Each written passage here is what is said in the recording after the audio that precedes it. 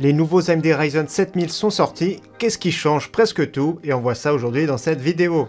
Salut tout le monde, c'est Flo, et j'espère que vous avez la forme. Donc oui, il y a beaucoup de choses qui changent, beaucoup de choses à dire sur la génération 7000 de chez AMD Ryzen. Donc on avait fait un petit test il y a quelques jours sur ce Ryzen 5 7600X, et il était vraiment très performant, n'hésitez pas à voir la vidéo si vous avez loupé ou voir d'autres tests. Donc il y a beaucoup de choses qui changent, que ce soit les cartes mères, le socket, tout ça.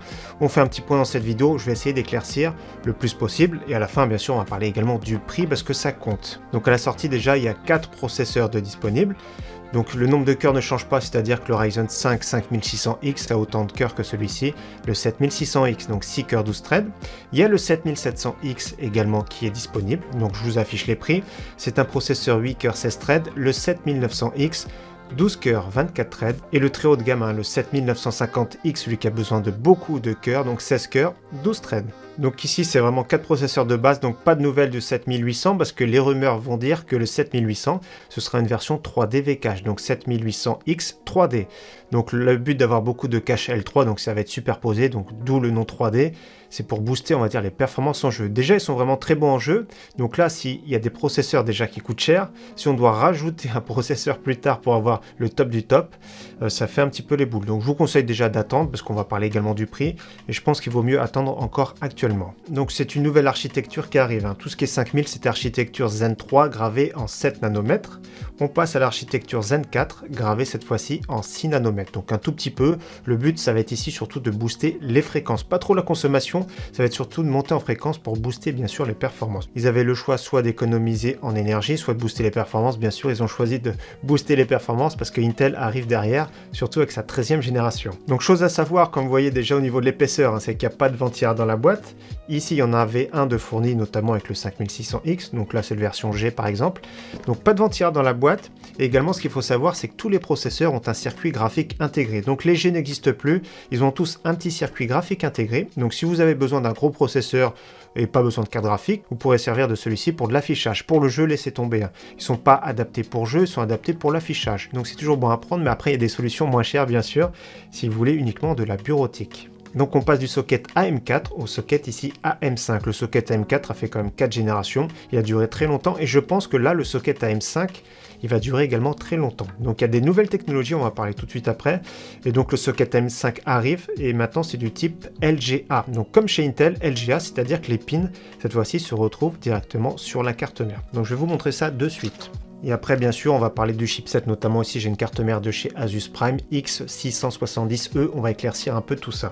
Et avant de continuer, précision, le système de refroidissement, c'est exactement le même, c'est les mêmes trous de perçage, avec les mêmes petites fixations ici en crochet qu'on connaît très bien, donc c'est toujours bon. Il y a quelques rares cas où ça passe pas, notamment ici j'ai mis le petit ventilleur de chez Thermalright, il a fait le travail. On va parler après des températures, donc je vais le défaire, on va regarder surtout le socket et les processeurs à quoi ça correspond. Donc pour comparer ici, j'utilise deux cartes mères de chez Asus, donc Asus TUF en B550M, on connaît très bien cette gamme, c'est une gamme orientée gaming. Donc le socket AM4, le socket AM5, je vais démonter le processeur bien sûr. Donc le socket AM4 on connaît très bien. Tous les picots ici sont sur le processeur et la carte mère c'est vraiment très simple. Donc ça m'est arrivé, d'ailleurs ça se verrouille très mal. Regardez, ça m'est arrivé plusieurs fois de démonter le ventirad et que le processeur part avec. J'ai même fait une fois un looping avec un processeur, j'ai eu peur, il a fait un 360 degrés et par chance il atterrit sur le côté avec la patte thermique. Donc il atterrit comme ça. Des fois il suffit qu'un pin soit tordu ou cassé, le processeur n'est plus valable.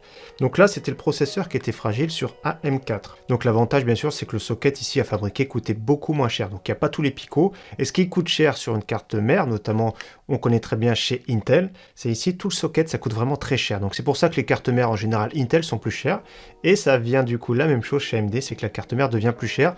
Pour passer beaucoup plus d'informations, il y a besoin vraiment beaucoup plus de pins. Donc là le socket LGA 1718, donc 1718. Donc là c'est le kit de fixation que j'ai rajouté, mais derrière regardez, on connaît très bien ce petit kit ici métallique, c'est du grand classique. Et regardez cette petite backplate, il est un peu plus renforcé ici, ça fait déjà beaucoup plus mastoc on va dire.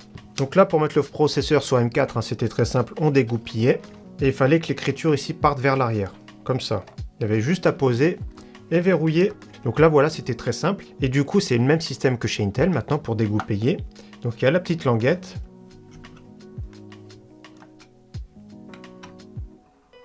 Et donc c'est pris en sandwich cette fois-ci, donc il n'y a pas de risque que ça parte avec le ventirad. Donc la flèche est ici en haut, c'est-à-dire que l'écriture c'est vers le bas, donc dans le sens, on risque pas de se tromper, il y a des petites encoches aussi également. La forme un petit peu bizarre, moi je trouve, parce qu'il y a de la pâte thermique à force de monter, démonter qui va se loger sur les côtés. Donc comme on voit clairement, c'est que le processeur, hein, il est beaucoup moins fragile maintenant. Donc regardez, c'est beaucoup plus simple. Alors ce que je vais conseiller au niveau de la pâte thermique, c'est de mettre plutôt une crotte juste au milieu, une seule crotte au milieu, et je pense qu'avec la pression, ça va étaler. Comme vous avez vu, la surface est quand même assez petite. Donc là maintenant, c'est ça qui est très fragile, hein. Tous les picots sont dessus sur la carte mère, donc c'est ça qui va coûter plus cher à fabriquer, notamment les cartes mères modernes. Donc après, pour verrouiller, je vais vous remontrer de suite. Voilà, moi je m'assure que ce soit en place. On rabat ici, et on verrouille. Donc ça force un petit peu, c'est normal. Voilà, le processeur est en place, il ne bouge plus. Donc voilà, la plateforme ici, AM5, c'est vraiment le plus gros changement. Ce sera pour passer beaucoup plus d'informations et je pense que c'est pour que la plateforme dure plus longtemps. Donc je vais remettre ici mon kit de fixation. Autre plus gros changement, ça va être au niveau de la RAM. Donc la plateforme AM4, on connaît très bien, c'est de la DDR4. Donc du grand classique, hein, DDR4 ici. Donc il y a deux longueurs différentes. La plus petite, c'est sur le bas. Donc pour insérer, ce sera exactement de la même façon, sauf que la nouvelle plateforme AM5, ce sera de la DDR5 obligatoire. Donc ici notamment j'ai de la DDR5 de chez Corsair Dominator. Donc là il y a deux longueurs différentes, mais c'est pas la même chose également. Donc voilà, pareil, deuxième, quatrième. Donc là par contre, on va parler de la fréquence justement, donc de la DDR5, comme vous savez c'est plus cher. Il faut compter à peu près 180-200 € pour 16 Go, donc le double du prix actuellement. Il faudra attendre quelques mois pour que ça baisse un petit peu. Je pense qu'après, d'ici l'année prochaine, que ce soit les prix de la DDR4 ou DDR5, ce sera plus ou moins kiff-kiff. Peut-être d'ici un an, je pense. Donc là, par exemple, j'ai de la DDR5 en 6000. Donc 6000 CL30. CL30, ce sont les latences, c'est vraiment assez bas. Donc ce sont des kits haute performance ici. Donc DDR5 6000, c'est vraiment le sweet spot idéal pour les AMD Ryzen de 7e génération, c'est-à-dire c'est la fréquence top pour avoir les meilleures latences, etc. Donc on peut aller bien sûr plus haut en fréquence, mais c'est vraiment pas mal. Le sweet spot sur les AMD 5000, c'était plutôt DDR4 3733. Donc là maintenant je vais mettre ma deuxième barrette ici par exemple. Et donc maintenant la différence dans le BIOS pour activer les profils de la RAM. Donc on connaissait très bien XMP, DOCP. Là maintenant ce sera plutôt dans le BIOS AMD Expo. Donc ce sera marqué souvent Expo. Donc activer le profil Expo. Donc je vais mettre de côté cette carte mère AM4 et on va parler surtout maintenant des chipsets. Donc X670 ici et prochainement B650. Donc voilà, j'ai avec moi une carte mère en X670. Donc il y a le E qui veut dire extrême. Il existe également X670, vont arriver plus tard les B650, B650E. Donc là c'est vraiment très compliqué. Je ne sais pas pourquoi ils se sont compliqués comme ça. Pour moi j'aurais gardé juste deux chipsets, c'est B650, X670 et peut-être plus tard il y aura le A620. Donc je vais vous expliquer pourquoi c'est du grand n'importe quoi. Je vais vous mettre un petit tableau, ça va être vraiment très simple. La différence, ce sera au niveau des lignes PCI Express 5.0. Donc par défaut, les chipsets X670 ont 4 lignes PCI Express 5.0, souvent ce sera pour les SSD. Les versions extrêmes auront 20 lignes PCI Express 5.0, comme c'est le cas ici pour cette Asus Prime, c'est-à-dire que le PCI Express 5.0, ce sera pour des NVMe qui vont arriver bientôt en très haut débit, très performant, et également pour le premier port PCI Express ici pour les cartes graphiques, pour avoir des plus gros débits. Donc c'est une plateforme moderne, donc ce sera valable l'année prochaine ou dans 2 ans. Donc il y aura des SSD plus performants, peut-être les cartes graphiques. Faut savoir qu'actuellement un PCI Express 4.0 ne bride pas les cartes graphiques, les PCI Express 3.0 commencent à brider un tout petit peu. Donc pour vous dire que c'est vraiment pas urgent d'avoir du PCI Express 5.0 pour les cartes graphiques. D'ailleurs regardez le petit truc, le petit kiff sur la carte mère ici de chez Asus. Pour déverrouiller, il y a juste à appuyer sur le bouton, ça c'est vraiment top parce que certaines cartes graphiques monstrueuses vont gêner. Donc là, il y a juste à appuyer pour déverrouiller, ça j'ai beaucoup aimé. Je vais vous montrer également un petit truc que j'aime bien sur les cartes mères de chez Asus. C'est pour verrouiller justement les petits SSD, c'est vraiment le top. Voilà, ça j'aime bien, la petite goupille ici, c'est vraiment nickel. C'est vraiment très simple, il n'y a pas besoin de vis, ça verrouille directement, ça tient en place le petit M.2. Ce qu'il faut savoir également, c'est que les SSD PCI Express 5.0 vont chauffer encore plus. Donc je ne sais pas si c'est vraiment pertinent aujourd'hui, que ce soit le PCI Express 5.0 au niveau du SSD et au niveau de la carte graphique. Donc là, c'est la version extrême. Comme j'ai dit, les versions non E, c'est uniquement 4 lignes PCI Express 5.0, c'est-à-dire uniquement pour le SSD. Donc au niveau du chipset moins cher, le B650, il y aura 0 ligne PCI Express 5.0, donc ça va convenir à la plupart des personnes. Et la version extrême aura quand même 20 lignes PCI Express 5.0. Donc c'est-à-dire que le B650E fera mieux que le X670 tout court. Après, bien sûr, c'est suivant les gammes. Regardez ici, par exemple, il y a énormément d'étages d'alimentation, il y en a 14 plus 2, donc c'est vraiment monstrueux. Bien sûr, c'est au niveau de la gamme. Là, c'est des cartes mères qui coûtent quand même assez cher, dont celle-ci environ 400 €.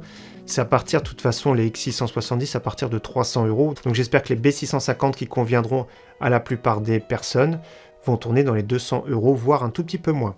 Donc moi j'aurais mis plutôt deux chipsets, donc le B650 et le X670 qui peut gérer le PCI Express 5.0, que ce soit le SSD, que ce soit la carte graphique. J'aurais mis deux chipsets, là c'est vraiment l'embrouille. Alors maintenant, deux petits trucs à savoir, ça peut servir à beaucoup de monde. Déjà, lors du premier démarrage, c'est quand même assez long. Ça va booter 2-3 fois. J'ai eu peur, je pensais que la RAM n'est pas compatible parce que quand même la fréquence a été assez élevée. Je me suis dit, tiens, va falloir que je mette à jour le BIOS. Mais non, c'est un peu normal. Donc ça, c'est long et je sais que certains constructeurs, c'est encore plus long. Donc ça, c'est long, donc vous inquiétez pas, lors du premier démarrage de votre nouveau PC, ce sera plus long que d'habitude. Donc c'est seulement pour le premier démarrage. Autre chose à savoir, c'est que le processeur est fait pour chauffer beaucoup. Donc c'est pas surprenant qu'il peut monter à 90-95 degrés sans perte de performance. Donc c'est un petit peu dommage parce qu'en jeu il chauffe pas trop. Sur certaines charges applicatives, donc il va booster un petit peu le TDP, donc il va chauffer. Donc un ventirad comme celui-ci, ou peu importe le système de refroidissement, est très efficace en jeu. Et quand ça va être en applicatif, le ventilateur va tourner pas mal parce qu'il va un peu rattraper la température. Donc je pense qu'il faudra mettre un profil de ventilation bloqué, mettre une valeur maximum dans le BIOS pour éviter que les ventirades, voire les water cooling fassent du yo-yo. Donc il chauffe un petit peu en applicatif, apparemment c'est normal, c'est prévu pour. Il y aura une mise à jour prochainement pour un Eco Mode. Donc l'Eco Mode sera soit activé dans le BIOS, soit via le logiciel Ryzen Master. On va dire c'est pour bloquer un petit peu le TDP pour pas que ça fasse du yo-yo. Donc je pense que ça peut être pas mal. Donc là ils ont voulu un peu booster les performances, je pense pour avoir des benchmarks un peu équivalents au Intel de 13e génération surtout. Donc au niveau performance, n'hésitez pas à revoir ma vidéo ou d'autres vidéos. Notamment celui-ci était vraiment excellent en jeu, meilleur qu'un Core i5 12600K. En applicatif, il est largement supérieur qu'un Ryzen 5 de 5e génération, donc c'est toujours bon signe, à nombre de cœurs équivalent bien sûr. Au niveau du prix, c'est ça le problème, c'est qu'AMD se la joue un petit peu à la Apple. Ils ont pris trop la confiance là au niveau du prix. Alors AMD était réputé pour avoir des processeurs avec beaucoup de cœurs à très bon prix, là c'est tout l'inverse. C'est vraiment dommage, hein. C'est vraiment une plateforme qui est beaucoup trop chère, c'est une plateforme moderne et intéressante, mais quand on rajoute le prix de la carte mère, le prix de la DDR5, les prix des processeurs qui sont déjà quand même assez hauts à la sortie, mais bon c'est normal, c'est à la sortie, et ben, ça fait des plateformes beaucoup trop chères pour gagner quelques performances. Je vous conseille plutôt de rester sur le 5000 actuel, d'attendre un petit peu, voir les Intel de 12e et attendre les tests des 13e génération. Les cartes graphiques, si vous avez suivi l'actualité, ce sera en premier le haut de gamme, voire le très haut de gamme. Les prix ont augmenté également un petit peu. Donc pour cette année, pour cette fin d'année, les nouveautés, c'est vraiment beaucoup trop cher. C'est vraiment pour ceux qui ont des besoins particuliers ou pour ceux qui ont des très gros budgets. En attendant, pour le rapport qualité-prix, on va attendre. En attendant encore, merci à tous d'avoir suivi cette vidéo et j'espère qu'elle vous aura plu. Je vous dis à très bientôt sur ma chaîne. Ciao, bye.